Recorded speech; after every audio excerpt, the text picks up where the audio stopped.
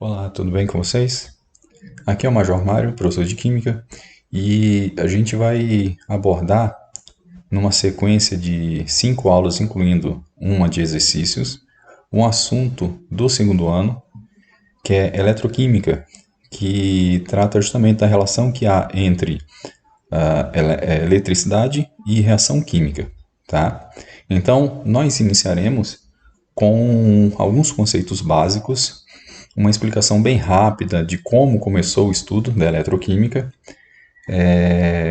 E aí, no final da quinta aula, a gente vai trabalhar alguns exercícios para tentar fixar isso melhor, tá bom? Então, essa primeira parte ela trata de oxirredução, que é bem básico mesmo, é o iniciozinho da eletroquímica. E tudo começou quando pegou-se um becker, colocou uma solução de sulfato de cobre e mergulhou nessa solução uma lâmina de zinco, tá? E depois de algum tempo, percebeu-se que a lâmina de zinco, que inicialmente era prateada, começou a adquirir uma coloração meio avermelhada, tá? E aí começou a se fazer estudo do que é que tinha acontecido e percebeu algumas coisas que a gente pode dar uma olhada agora nesse slide. Ó. A primeira coisa a ser percebida, que a solução, que a lâmina de zinco, ela começou a ficar mais avermelhada justamente porque íons cobre, que estava em solução, começaram a migrar para a barra de zinco, tá? E começaram a se depositar nela. Só que essa deposição só ocorreu porque os íons cobre começaram a roubar elétron do zinco e, consequentemente, começaram a sofrer redução. Beleza? E aí começaram a se transformar em cobre metálico. E é justamente esse cobre metálico sólido que começou a se acumular na superfície da barra de zinco. E aí por isso que a barra começou a ficar avermelhada. Tá? Consequentemente, o zinco que começou a perder elétrons para os íons cobre, esse zinco começou a se transformar em íon zinco 2+. E, consequentemente, como ele perdeu elétron, ele deixa de estar na forma de barra, ou seja, na forma sólida, metálica, e começa a passar para a solução. Então, os íons zinco 2+, começam a cair em solução no lugar do íon cobre. Tá? Então, dessa forma, a gente basicamente observa duas coisas. Observa que a solução de cobre 2+, que inicialmente era um azul bem escuro, começa a perder a tonalidade, começa a perder a coloração. E começa a formar uma camada metálica de cor avermelhada sobre a barra de zinco. E a barra de zinco, por sua vez, começa a sofrer corrosão, começa a perder elétron e o produto dessa corrosão é justamente o zinco 2+, que é um íon, e ele começa a cair na solução. Tá?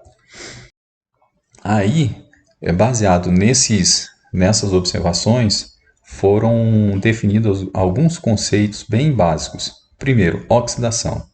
Oxidação é simplesmente a perda de elétrons por uma espécie química. Então, no caso do zinco, que era sólido, que era a barra de metal ali, começou a perder elétrons para o cobre e passou a se transformar em zinco 2+. Então, o zinco, ele, ao perder 2 elétrons, se transforma em zinco 2+, consequentemente, ele sofre oxidação. Já a redução é justamente o oposto. É quando um determinado elemento ou uma espécie recebe elétrons. Tá?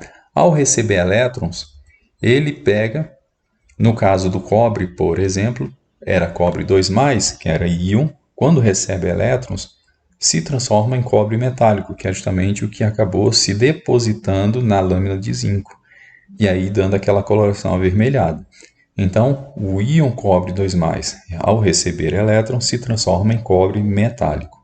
Consequentemente, o íon cobre 2+, sofreu redução. A gente pode pegar e juntar essas duas reaçõezinhas aí em cima e montar uma reação completa. Tá? Então, nós temos aqui o zinco metálico sofrendo oxidação, perdendo elétrons, se transformando em zinco 2+, e o cobre 2+, que estava na solução, recebendo esses elétrons do zinco e se transformando em cobre metálico. Tá? Então, zinco, oxidação, cobre 2+, redução. Se a gente for observar, na primeira equação, os elétrons eles estão depois da seta. Eu tenho a setinha, depois da setinha tem os elétrons. Na segunda equação, a de redução, perceba que os elétrons estão antes da seta. Tá? Então, o que acontece? Eu posso pegar e cortar esses 2 elétrons depois da seta com 2 elétrons antes da seta. E o restante eu só repito. E aí, consequentemente, eu passo a ter esta equação. Equação global. Zinco mais cobre 2+, produzindo zinco 2+, mais cobre. Tá? Então, aqui nós temos as duas reações juntas formando a chamada reação global. Beleza? O conceito inicial é de agente oxidante e agente redutor. O agente oxidante é o responsável pela oxidação de alguém. Tá? Então, ele provoca a oxidação no outro elemento. E o agente oxidante ele sempre sofre redução. Tá? Então, basicamente o agente é o inverso do que acontece com ele. Então, o agente oxidante sofre redução. Já o agente redutor é o responsável pela redução de alguém e, consequentemente, ele sofre oxidação. Então, agente redutor sofre oxidação, agente oxidante sofre redução. No caso ali dos exemplos que a gente viu, o zinco, lembra que ele perde elétrons e sofre redução? Então, para ele sofrer redução, ele tem que provocar a oxidação, para ele sofrer oxidação, ele tem que provocar redução no cobre 2+, entendeu? E a mesma coisa o cobre 2+. Para o cobre 2+ sofrer a redução, ele tem que provocar a oxidação do zinco metálico. Então aqui, de novo, aquelas duas equaçõezinhas gerando a equação global, o que a gente vai ter? A gente vai ter o zinco sendo o agente redutor, porque vai reduzir o cobre 2+, e o cobre 2+ sendo o agente oxidante, porque ele vai oxidar o zinco. Tranquilo? Beleza? Então, percebe que são conceitos relativamente simples e a gente só precisa tomar um pouco de cuidado para essa situação da coisa um oposto ao outro.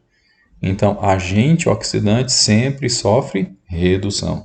Agente redutor sempre sofre oxidação. Beleza? E a última coisa que a gente vai ver nessa aula aqui inicial é número de oxidação. O que é número de oxidação?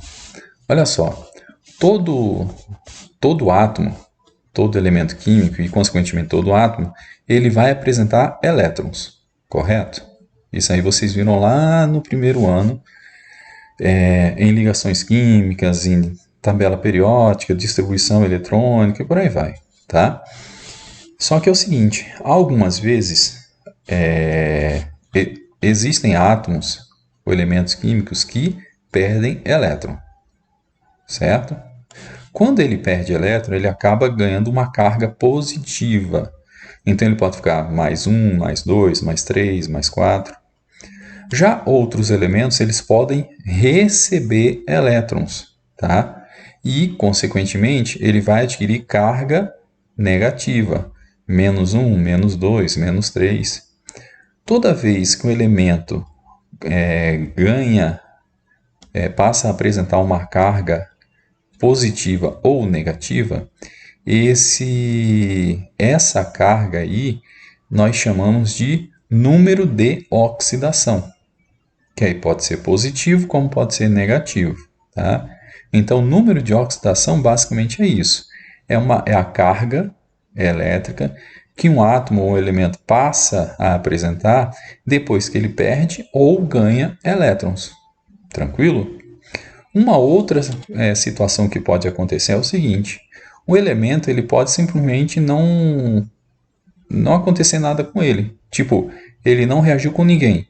Então, consequentemente, ele não vai nem perder elétrons, nem ganhar elétrons. Tá? Então, a situação dele fica neutra, fica neutralizada. Ok? Então, por consequência, a carga dele vai ser considerada nula, vai ser zero, justamente porque ele não ganhou carga, nem positiva nem negativa.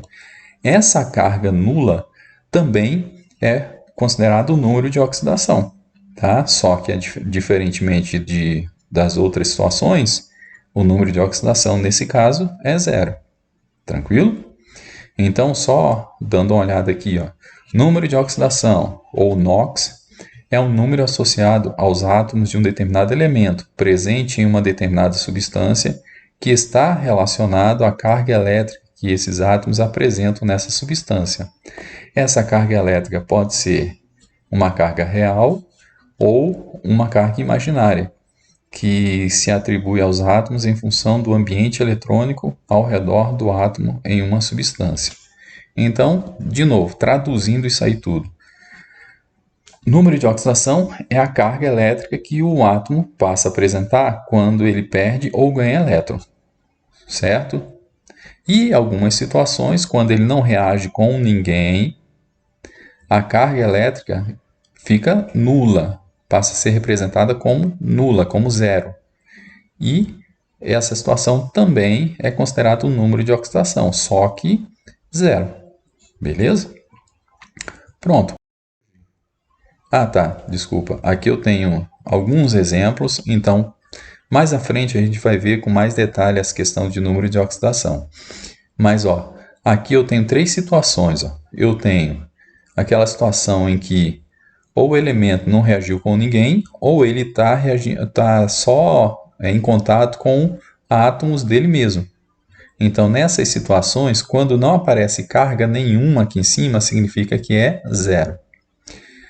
Tem a situação também quando os elementos acabam reagindo, interagindo com alguém, e eles podem apresentar cargas positivas, como é o caso do potássio, mais 1, e do bário, mais 2, como carga negativa, flúor, menos 1, e nitrogênio, menos 3.